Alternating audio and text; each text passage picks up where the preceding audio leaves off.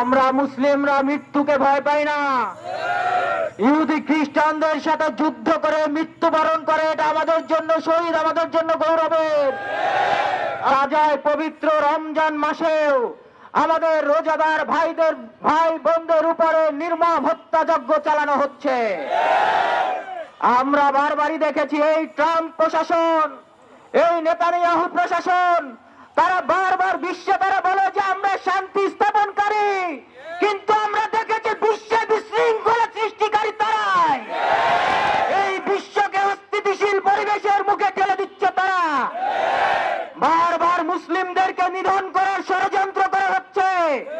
কিছুদিন পূর্বেও ট্রাম্প ঘোষণা দিয়েছে গাজাকে তারা দখল করে তারা নিজেদের একটা আবাসভূমি বানাবে।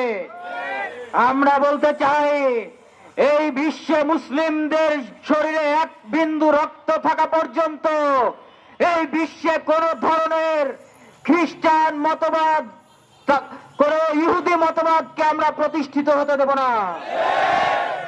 আমরা মুসলিমরা মৃত্যুকে ভয় পাই না। ইহুদি খ্রিস্টানদের সাথে যুদ্ধ করে মৃত্যুবরণ করে এটা আমাদের জন্য শহীদ, আমাদের জন্য গৌরবের। আমরা জন্ম থেকে শহীদ হওয়ার স্বপ্ন দেখেই বড় হয়েছি।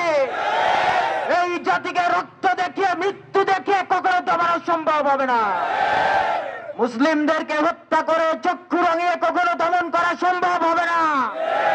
এই পৃথিবী এক সময় মুসলিমরা শাসন করত, আবারও মুসলিমরাই শাসন করবে। এই পৃথিবী মুসলিমরাই দখল করবে। এই পৃথিবীর প্রতিটা প্রান্তে খিলাফতের পতাকা উড়বে। প্রিয় ভাইরা, আমরা দায়িত্বহীন কণ্ঠে বলে দিতে চাই, অবিলম্বে গাজায়, অবিলম্বে ফিলিস্তিনের প্রতিটা অঞ্চলে মুসলিমদেরকে হত্যাকাণ্ড বন্ধ করতে হবে।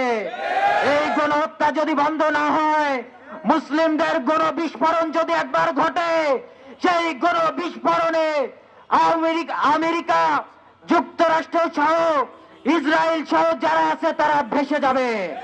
মুসলিমদের রক্ত, এই রক্তকে কখনো আমরা বৃথা যেতে দেব না। আমরা বদর থেকে শিক্ষা নিয়েছি, আমরা হুদ থেকে শিক্ষা নিয়েছি যে এই বদরে 313 জন মুসলিম সৈন্য ছিল, বিপরীতে কাফেররা ছিল 1000। মুসলিমরা কখনো সংখ্যাকে ভয় পায় না। এই জাতি হযরত আমির হামজার রক্ত বহন করে, আমরা হযরত খালিদ বিন ওয়ালিদের রক্ত বহন করি। এই জাতি হযরত আবু বকরের উত্তরসূরি, এই জাতি হযরত ওমরের উত্তরসূরি।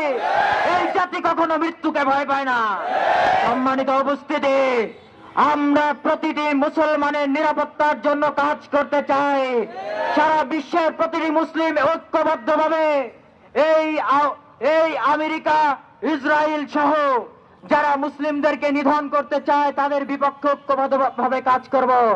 সারা বিশ্বের মুসলিম মিল্লাতকে ঐক্যবদ্ধভাবে আন্দোলন করার আহ্বান জানিয়ে আজকের প্রোগ্রাম এখানেই শেষ করছি। আসসালামু আলাইকুম রহমতুল্লাহ।